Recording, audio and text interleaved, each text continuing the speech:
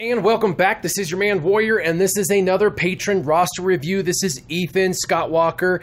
He's from Full Cleared. That's why he has FC next to his name. Full Cleared. What's happening, everybody? Now, he doesn't need any help on the Heroic Raid or the Rancor Raid or the AAT or, you know, any of that kind of stuff. What he's really needing, because he's paid to play, he spends some money.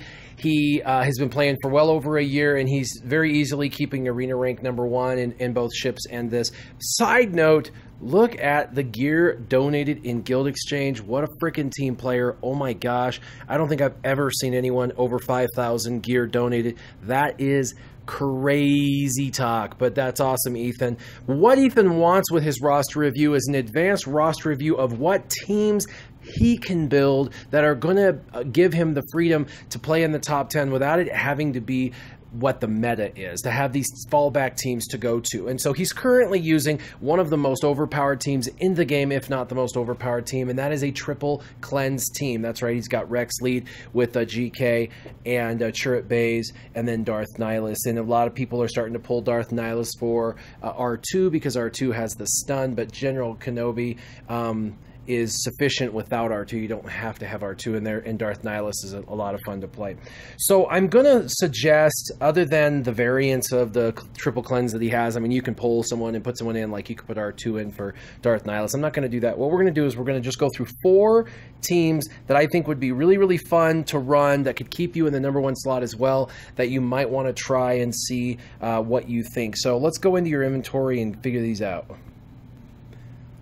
Now, the first one, I know everybody's going to want to shoot me, does come out of Sith, and it is a Sith team. And I'm telling you, I know Sith are not as defendable on defense. You know, you can drop a little bit. They're a ridiculous fun team to play, but if you're going to play them, my suggestion would be that you have Darth Maul as the leader, Sith Assassin to his left, and have Sith Assassin fast, and I mean really fast. Darth Maul does not need to be that fast at all. Have Savage, make sure that he's Zeta'd, because he's absolutely amazing with Sith Assassin and Darth Maul and Darth Nihilus. The 5th slot could go to any Sith, or you could place in a cleanser like General Kenobi. There's nothing like having Retribution on those Sith, but this is a fun team that can shred through about anything as long as they're modded correctly, and Sith Assassin and Savage are an extremely fun combination. Whack somebody and then kill them with Savage. Whack somebody and kill them with Savage, while Maul still has Daze, and Daze is a phenomenal ability to really shut your opponents down. The second team I'm going to suggest actually does come out with R2-D2 out of Resistance, and you have all your Resistance characters, of course. This isn't going to require any Zetas other than you're going to want Finn's leadership. Now, the reason why I'm suggesting Resistance, we all know Resistance is very good on offense, doesn't hold as well on defense. Almost no team holds on defense anymore. You're going to drop a few slots, and so the triple cleanse is probably your best defensible team. But you asked for different arena teams that you could hold, that you could at least get #1 with, that would be fun to play.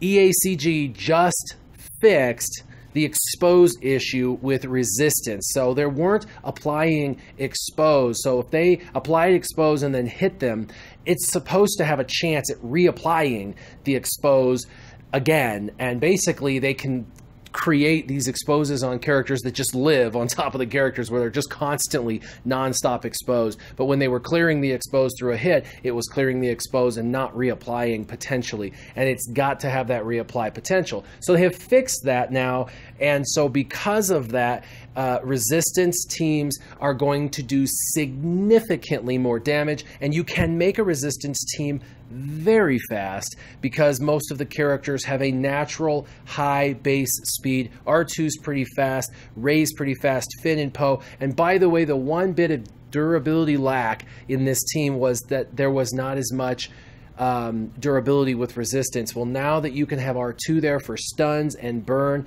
and R2 is tankier, he's an excellent add-on. I would have Finn as your leader, have Poe in there, have Rey in there and R2, and then either throw in General Kenobi as your 5th, or throw in, you know, Resistance Trooper for the exposes, or Resistance Pilot for the exposes. So you have fun, play around with it, but I really feel like Resistance has a place in one of your top 4 teams to play around with when you're bored with your triple cleanse team.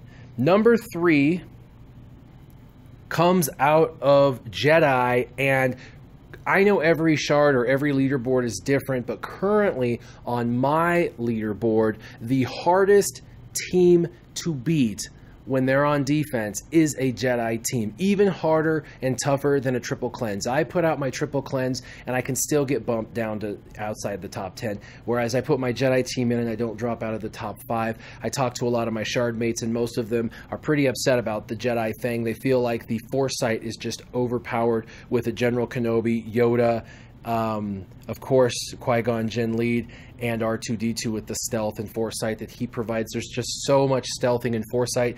It's so ridiculous that makes it just really, really, really hard to hit them. They're also very tanky. Most of them have an average of around 60,000 health and protection, so it takes a while to kill them. Teams like the Rebel teams that do a lot of damage have a harder time cutting through them because they can't just triple shot one character. They've got to work through all of that foresight and then start taking through all that protection. So the way this team would work is you would run your Qui-Gon Jinn Zeta, and currently you have his leadership Zeta, so you're golden. That's really the only Zeta you have to have, but Qui-Gon Jinn is a must for the Zeta ability. For this team, you need Yoda like you have him. However, I would put the Omegas on his Ataru and Master Stroke, but Battle Meditation is not required, but preferred. If you put a Zeta on Battle Meditation, it makes this team definitely more durable because it gives him that tenacity and foresight for 2 turns before he spreads it. So pretty cool that Yoda then gets that additional foresight, but it's absolutely not necessary because Qui-Gon will give it to him, and then he'll spread it on that ability already when he does it. Battle Meditation. As far as the other characters, R2-D2 is an excellent add into this team. He's got the burn, which hurts any teams, but will really help if you happen to see any Sith lingering in the top 10, and he'll make sure that their evasion is put down with the burn, and the burn is 15%. It's almost as valuable as an expose. If I put it into context like that, a lot of people are like, wow, I didn't realize burn was so significant. So think of an AoE expose on everybody. That's essentially what it is with the 15% damage. Pretty amazing. Don't need any Zetas for R2-D2, but of course, number crunch and combat analysis are both great. My opinion is the combat analysis is the better of the two. The cleansing on a crit is, you're gonna want to mod all these guys critical chance and critical damage and speed secondaries, make them as fast as possible, because under Qui-Gon Jinn, they're going to convert that speed into additional offense. But this is going to give him that ability that every time they crit, and they are going to hit for a lot, they are going to cleanse themselves from any debuffs, which is really awesome. The other thing is they just mentioned that Ahsoka is coming into the game. This is the new Ahsoka, Fulcrum Ahsoka from the Rebel series. That's right, she didn't die. Darth Vader didn't kill her. She's going to be in the game, and she's going to be excellent in a lot of different team lineups, but with R2-D2, she will be great. And this is one of those teams that will have a lot of buffs, a lot of different and unique buffs over their heads, which will help her with her massive attack, where she can get up to 11 attacks in one fell swoop. So pretty cool, keep that in mind. And of course, Jedi Knight Anakin should be in this team. So he just does a ton of damage. He recently got fixed, kind of a small bug that was worked out. He is going to be doing correct. His offense is going to stack properly the way it was supposed to, so he'll be doing truer damage, and it was not stacking offense correctly. So this is exciting. He has already been a powerhouse of the team, but now he's going to be doing even more.